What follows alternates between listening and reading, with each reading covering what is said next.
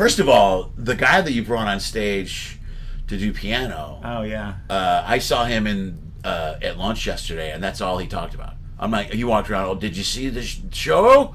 Yeah, did you see me? And he was jazzed. Really, dude. I'm not kidding you. He must have told 10 people. I was sitting there having lunch, and he just kept walking around. You made his cruise, dude. Anytime you do something like we were talking about the other night, bring a guest on stage, give them an opportunity in front of a theater full of people to get a standing ovation and perform.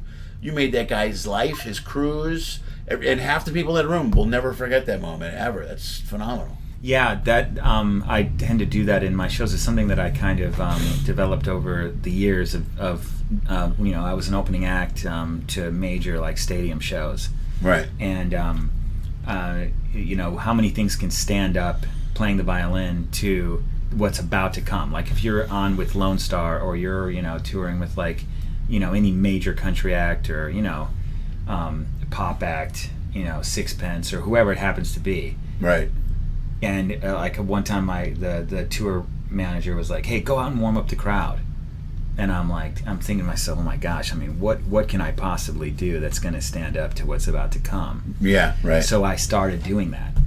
And that moment was just seismic in the room. I mean, you pull someone out from a crowd. Yeah. And you give them that moment. So there, years later, there was a family that sent me a video of their son. And it was just a video of their son accepting a Juilliard valedictorian award.